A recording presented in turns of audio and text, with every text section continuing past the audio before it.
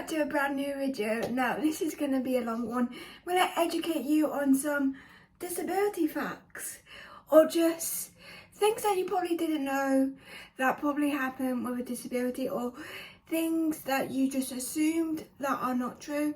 And I'm going to take the fact with someone with cerebral palsy, epilepsy, a learning disability and a heart condition. I've also got psoriasis, but I don't mention it in this video because that's not a disability. But I will be doing a video sometime soon about my psoriasis routine with my creams and everything like that. So stay tuned for that, but let's get into the video. Grab a cup of coffee or frappuccino. I cannot say it. And let's begin this chit chat.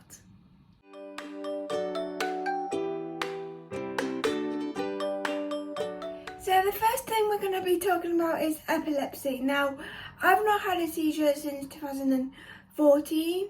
I know I normally say it's 2015, I thought it was, but my mum said it was 2014. So yeah, I can't remember it obviously, if I thought it was 2015. But the first thing with epilepsy, and the only the only side effect, it's the best way to say it, that comes with epilepsy. I don't know if this happens with everyone, but because of the tablets I was on, I have short-term or long-term memory loss. Yes, I know common people normally forget things, and over the years my memory has got way better. Like when I was actually on the tablets, my memory was rubbish. You couldn't even tell me to get 3 things upstairs. By the time I'm upstairs, I'll be looking like an idiot, not idiot, an idiot, just looking around like. And I would need to walk back downstairs. I actually did it recently, so it's still a common thing, but it's not as bad. I think I was going to get the tripod that you're on right now, but I walked downstairs and my mum asked me something and I was talking to my mum, and then I forgot what I came downstairs for.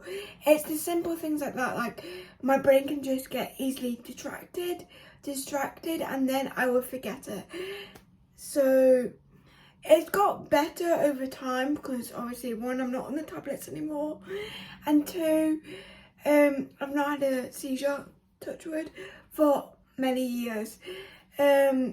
But it still affects me. I've still got the aftermath of having epilepsy, and I'm still diagnosed with epilepsy. The next one is about cerebral palsy and a learning disability. Now, before I go into it, I've got left side hemiplegia. That's the type of cerebral palsy I have.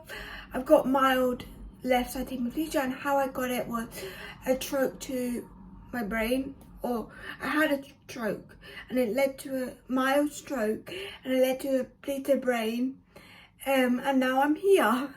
But before that I had a heart condition, and because of the oxygen not going to my brain properly, that led to the mild stroke.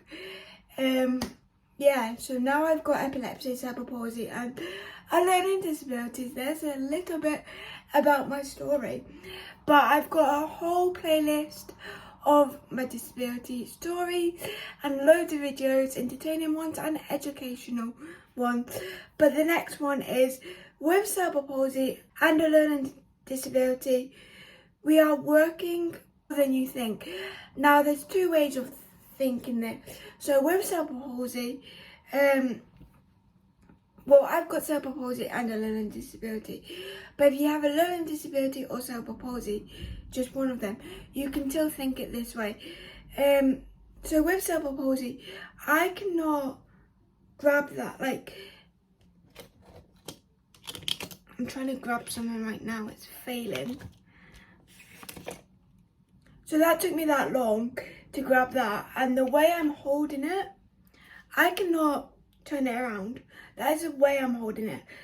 And one that's just mainly because of my muscles like not being strong enough, but also like even doing that and trying to pick it up, my brain is processing it and trying to send the signal, but because of my cerebral palsy, it's not going through. So what I mean by we work more than you think is we are trying our best, but sometimes the signals do not reach to the hand, and it might not look like we're trying, but honestly our brain is like working so hard to try and be like pick up the thing. And the same with a learning disability is when someone's giving us information, not all the time, this personally only happens twice a month for me, because most things me or my friends or me and my family talk about, I already know. Like most of the time it's more with TV shows explaining what's this, what's that, or if I'm doing something for so long and it's like too much information to take in, because I've started a new hobby. I've only done it once, but it's cross stitch, and when I did that the first time, it was like, it wasn't too much information, but near the end of it, it was like my brain is just like, it took me a while to like understand the method, because you need to cross it over and then do that a couple of times and amount of time, so like 3 times, and then you needed to make a cross to go over it again. But every time I got to the starting point, I would forget what's the next step, or when I did the last step, I would forget the starting point. But now I've got the hang of it. But it just took me like an hour and a half to like process it and take it in and everything like that. So that's what I mean by, it might not look like we are, obviously it looks like we're working in our like processing it, but I don't think people understand how much we are generally like processing the information in. And sometimes even if we're trying to take in the information, it's still not staying in there. It's like the saying, in one ear and out the other, but we don't do it on purpose. Generally we don't. So that's what I wanted to say with cerebral palsy and a learning disability, because I feel like people with cerebral palsy can also relate to this, and again with a learning disability, but I'm just one of those lucky ones who has both of them. But to be fair, I think most people with cerebral palsy has a learning disability, but not everyone. But I was just one of those lucky ones. I don't know if I would call myself lucky, but yeah. Here's another one with cerebral palsy. We are stronger than you think. Now, I'm gonna probably get some people like, you are strong, you're amazing, you're inspirational. I don't mean like that. Well, kind of, but not really. The amount of people, I've went to jobs, I've done work experience, or even in school. Anyone in day-to-day life, except for my friends or family who understands us and knows what we can and can't do. But every stranger who does not know you personally, whether you starting a new job or you're starting a new school, or even if you've been in this job for quite a while and been in this school or college for quite a while, you'll always get people with cerebral palsy. You'll always get people that assume that because you've got cerebral palsy, that means you're not strong. And I don't mean mentally strong, I mean like physically strong. And yes, it is partially true, but also I said this on a vlog that will be coming up after this, because I'm filming this on the day that is uploading, because I want to show you guys how I do it, how I used to do it back in the day. But like I said, it's like, because we haven't got that much muscle in this hand, or whether you have a different cerebral palsy, but I've got left side hemiplegia, so I'm talking about it on my behalf. So because I haven't got that much muscle on this side, it's like my right side feels stronger than it probably is, but it feels stronger because this side doesn't feel that strong. But also people assume that you literally can't do anything with this hand because it looks like this. But you'd be surprised how much I can actually do. Like, yes, I'm holding this and I'll place this in here, but look, yes, I'm gripping it. Look. Would you believe it? I can hold a cup. Yes, I need to like transfer it, but we can do things. And look, I can hold a book. The only difference is that most people with cerebral palsy don't have the ability to do that or that, like change it. Like if I had it in this position, it needs to stay in this position. That's the only problem. But we are stronger than we look. And I'm not saying this to like big myself up or get people being like, you're inspiration. I don't want that. I'm just saying this because I think most people don't think we are actually stronger than we look, because when you think of cerebral palsy, you think, oh, low muscle tone, or they can't walk properly, or they can't do things a normal way. Yeah, that's partially true, but we find our way. Like, we are in a way creative people, because if we weren't creative to find different ways to do things, we're stuck in a world that isn't suitable for us. Now,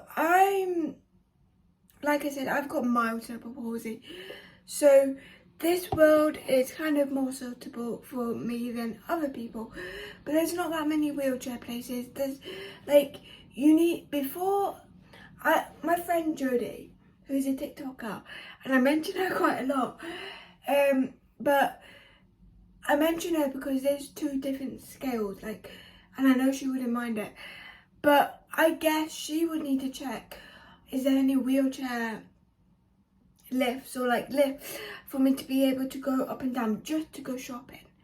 Like, this world is not suitable for every single cerebral palsy person, and even with me, it's like not every single skill we can do because we don't have the special equipment, how you might say, because you need to like probably order it on eBay or Amazon, and yes, you can do that, or you need to, like I did, have someone come over and like check if what you need help or what special equipment you need, and that in itself isn't hard. Like, having that help, getting someone to come and see what you can and can't do isn't hard to do, I don't think, but it's more the fact that it's only recently I've been seeing chopping boards, special chopping boards in Asda or Tesco's recently. How many years? I'm 23, and how many years have I had this disability? So that's what I mean. Like, I don't know where this rant has came from, like me talking about, oh, we drunk, and then I went into this, so hopefully when I edit it today, it will make sense. But yeah, we are stronger than you think, and that's a fact. It mainly affects me in the winter, and this is why. So this could be my heart condition or my cerebral palsy. There is a word for two disabilities colliding together. But this could be because I've got both of them, or it could just be because of my heart condition, or just because of my cerebral palsy. So I put down with a heart condition and cerebral palsy, it affects my circulation. Now, the reason why I say it can be both of them, because in the winter I get colder or more cold than anyone else. I'm perfectly fine saying that. I get cold quite often in the winter, and even if sometimes even if we have the heating on, I'm still cold. So not all the time, like obviously when you put the heating on, it does help, but I've actually got a hoodie because one, I asked for one for my Christmas last year, and two, the reason why I asked for one is because I get that cold, and that also, because of my cerebral palsy, can make me go blue. When I get cold, I can go blue. I used to go blue quite often when I was younger on my lips. I don't do it as often, I think mainly because I've understood my limit of, I'm getting quite cold, let's put a jumper on, or let's put my hoodie on. Even the, like, when I put the hoodie on now, I actually get too warm. So that's a good thing. I know it doesn't seem like it, but it's actually a good thing, because being freezing is not nice. But that is how it can affect my circulation. Also, with my cerebral palsy in general, if I had this watch on too tight, it would take quite a while for my circulation to come back. Like, well, not quite a while, it's got better over time, but it takes longer than other people. And that is the last fact or just thing that I wanted to tell you guys. I don't talk about the deep things about having these disabilities, like having short-term memory or memory loss. And some people probably think, oh, I've got the same. It's not the same. You probably don't walk up the stairs, halfway up the stairs, and forget why you're walking up the stairs, or you probably don't like making a sandwich and then forgetting to do something. Like, it sometimes I feel like it's like, will assume that I'm doing it on purpose when I'm generally not. Like, I will generally be like cleaning something, and then my parents or my sister would ask me to do something else. And like I said, it's got better, but even when it's got better, my brain still needs to like remember it. Like, I need to do the stupid socks, drink, washing up, socks, drink, washing up, socks, drink. Obviously not that loud, like I want you guys to hear me, but I whisper in my brain or in outside, just being like, yeah. So I remember it. So even though it's got better because I've learnt skills, and 1 and 2, I'm not on the tablets anymore. But I hope you enjoyed this video. I'm going to now edit this and show you guys how I edit it, and you will see that video on Friday. I hope you enjoyed this video. Give it a thumbs up if you did, and if you want more videos like this, again, give it a thumbs up and let me know in the comments, and I will see you next time. Bye!